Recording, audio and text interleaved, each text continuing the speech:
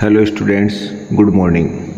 बच्चों, आज अपनी क्लास है वो दंड चुंबक या छड़ चुंबक के गुणों पर आधारित है कि कोई भी छड़ चुंबक है या कोई दंड चुंबक है वो कौन कौन से गुण धर्म रखती है। ठीक है, अब छड़ चुंबक या दंड चुंबक किसको कहते हैं अपन, जिनको बेसिकली जिसकी शेप या प्रैक्टिकली जो यूज होती है उसकी शेप इस टाइप से होती है, उसको अपन दंड चुंबक या छड़ चुंबक कहते हैं।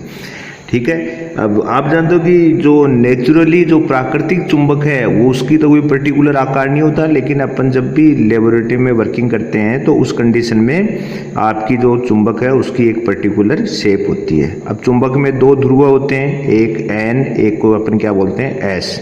एन का अर्थ हो गया नॉर्थ, एस का अर्थ हो गया साउथ। मतलब किसी भी चुंबक में दो ध्रुव होते हैं, पहली बात तो ये। ठीक है, तो इसका पहला गुण है वो तो है आकर्षण का। पहला गुण क्या है? आकर्षण का। किसी भी छड़ चुंबक का पहला गुण क्या होता है? आकर्षण। आकर्षण का अर्थ क्या हुआ कि कोई भी चुंबक है वो लोहे चुंबकीय पदार्थ है। कौन से? लोहे चुंबकीय पदार्थ, उनको क्या करती है? आकर्षित। लोहे चुंबकीय पदार्थों को आकर्षित करती है। ठीक है, ये इसका गुण होता है, आकर्षित करती है, पहली बात। ठीक है, सेकेंडरी, पहले लोह चुंबकीय पदार्थ में आप एक लोहे का तो एग्जांपल जानते हो, लेकिन इसके अलावा देखो एफ ही होता है, इसको आकर्षित करती है, निकिल को भी करती है और कोबाल्ट को भी। ये बेसिकली तीन एलिमेंट ऐसे हैं या तीन पदार्थ हैं जिनको चुंबक बहुत जल्दी या बहुत आसानी से आकर्षण बल जिन पर लगाती है। तो आकर्षण का गुण का अर्थ यहाँ पर यही है कि चुंबक है वो लोह चुंबकीय पदार्थों को आकर्षित करती है। ठीक है, ये ऐसा तो आपने प्रैक्टिकली कहीं ना कहीं जरूर देखा होगा या बचपन में खेलते समय भी ऐसी चीजें आपने की होगी। तो पहला गुण हो गया आकर्षण का। ठीक है, दूसरी बात, ये जो आकर्षण बल है इसमें भी क्या होता है कि ये जो ध्रुव होते हैं, इसके चुंबक के जो ध्रुव होते हैं एन और एस, अपन लिए इनको क्या बोलते हैं? ध्रुव है। तो ये तो हो गया उत्तरी ध्रुव है। ठीक है, उत्तरी ध्रुव है, और ये हो गया दक्षिणी ध्रुव है। ठीक है, तो इन ध्रुवों पर सर्वाधिक होता है आपका आकर्षण बल का मान। सर्वाधिक कहाँ होता है? ध्रुवों पर। और मध्य में क्या होता है? कम होता है। ध्यान रखिएगा कि चुंबक के ध्रुवों पर आकर्षण बल जो है उसका मान सबसे ज्यादा होता है। ठीक है, और जैसे ही आप इसके मध्य में जाएंगे तो आकर्षण बल की वैल्यू क्या हो जाएगी? कम हो जाएगी। ठीक है, पहला तो हो गया आकर्षण।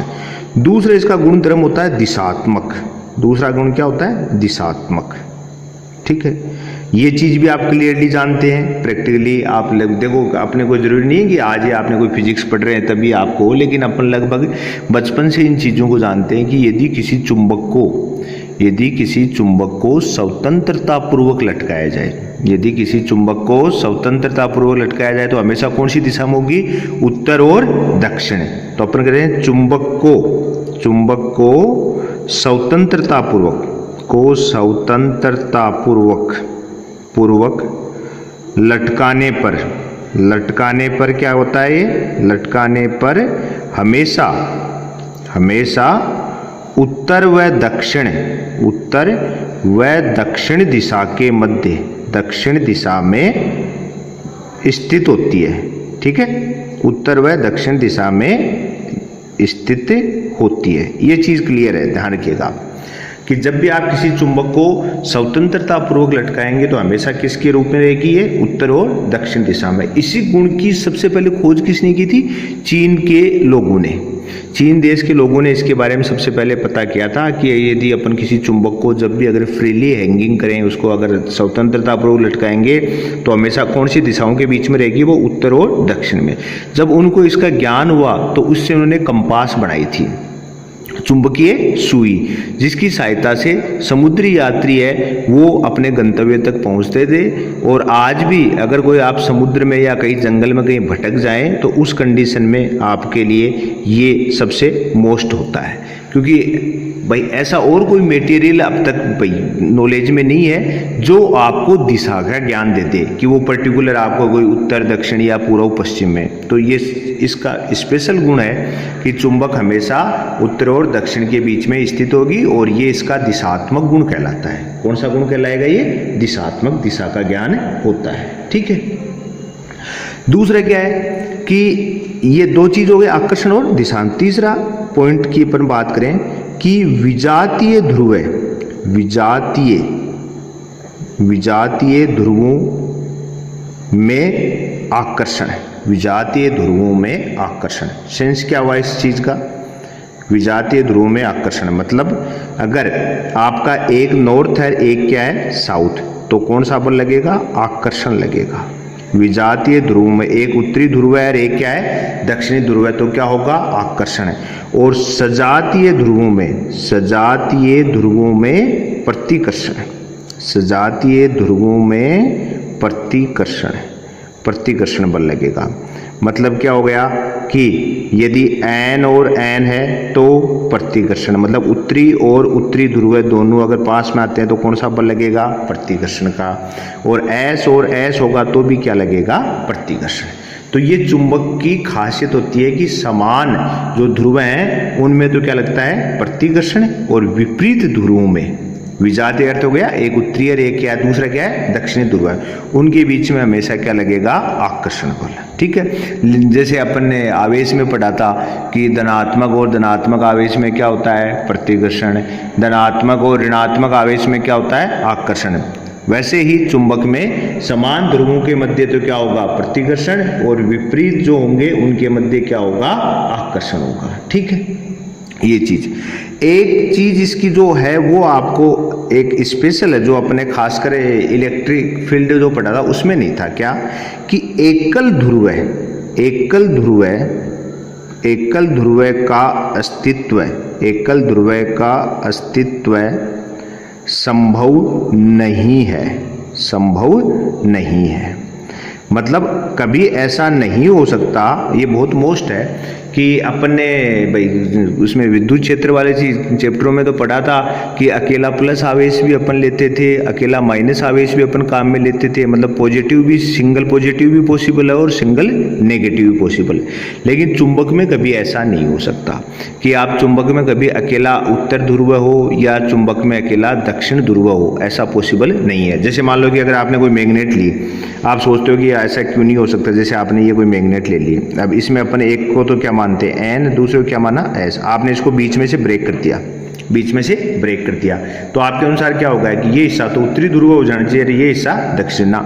जैसे आप ब्रेक करेंगे तो ये जो नहीं है आपकी जो चुंबक के दो टुकड़े तैयार हो गए, उनके अंदर भी आपके एन और एस प्रिपेयर होंगे। ठीक है ना, इस कारण कभी भी ऐसा हो नहीं सकता। आप चुंबक को कैसे ही काटें, चाहे लंबवत काटते हैं, चाहे ऐसे आप ऐसे काटते हैं, कोई भी कंडीशन के अंदर ऐसा कभी संभव नहीं हो सकता कि चुंबक में एक अकेला ध्रुव हो जाए, सिंगल ध्रुव का पॉसिबल नहीं है। लेकिन आपको ये चीज ध्यान रखना, विद्युत क्षेत्र में ऐसा संभव है, विद्युत क्षेत्र में सिंगल ध्रुव संभव है कि अकेला पॉजिटिव भी हो सकता है, अकेला नेगेटिव। हाँ, एक चीज और है, इसमें हमेशा डाइपोल की कंडीशन रहेगी, द्विध्रुव रहेगा, नॉर्थ के साथ क्या रहेगा, साउथ रहेगा।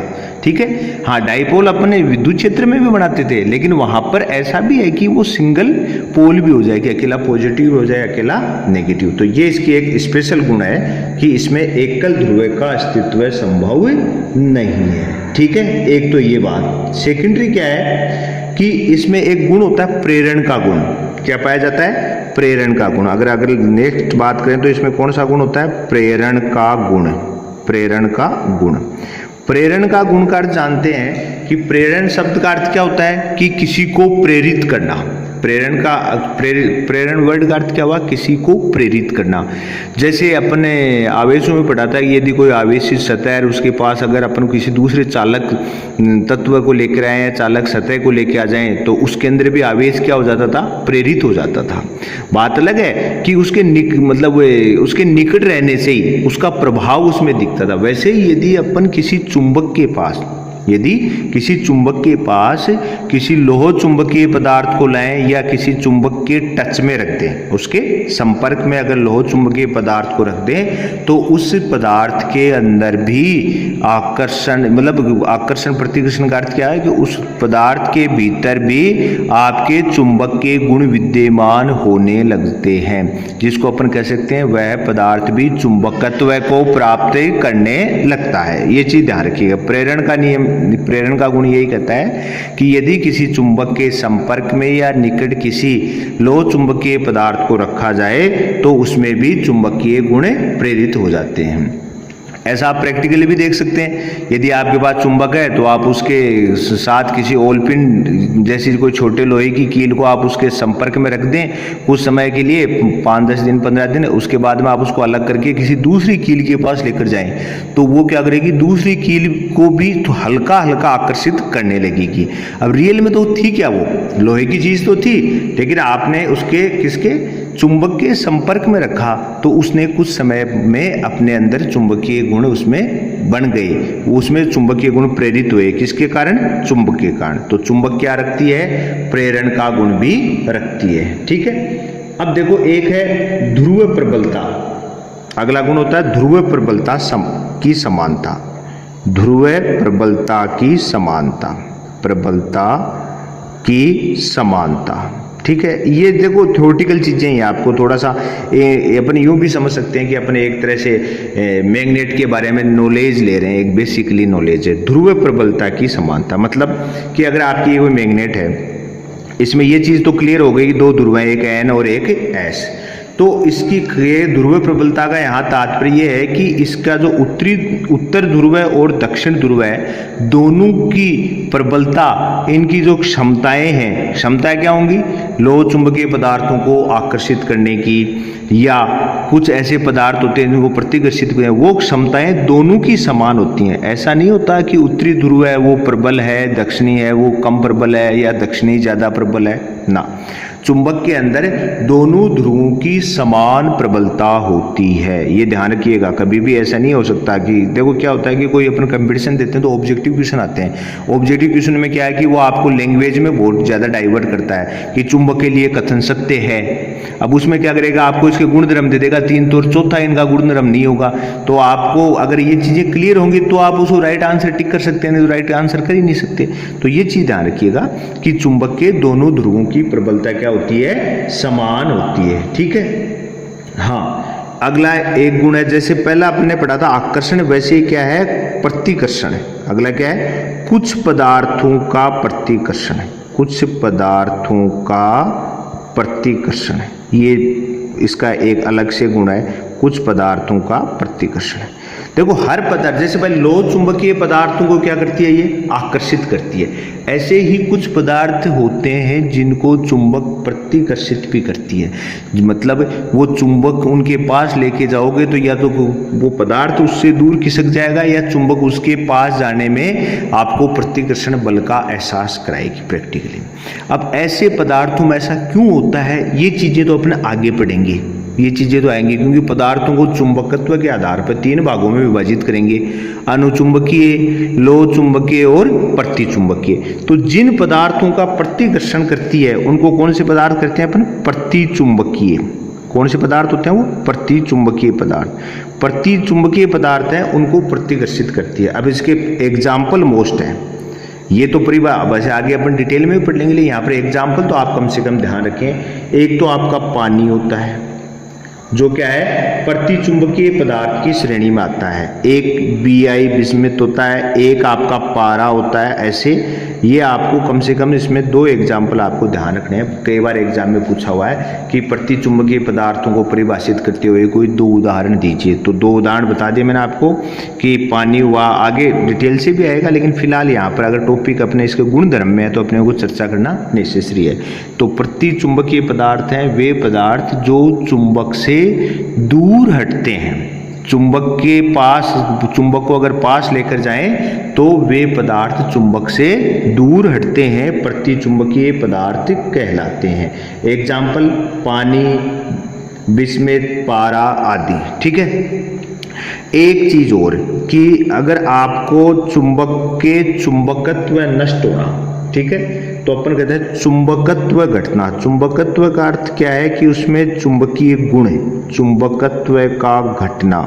कोई चुंबक के चुंबकीय गुण कैसे घटते हैं?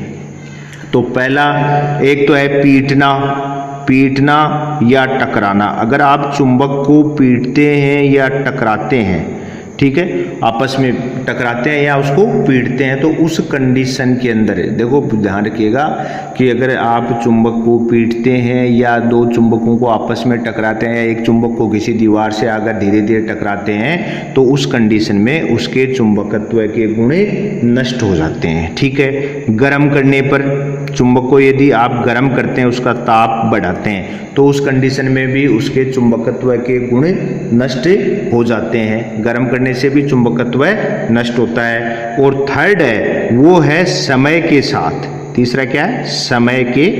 समय बीतने पर।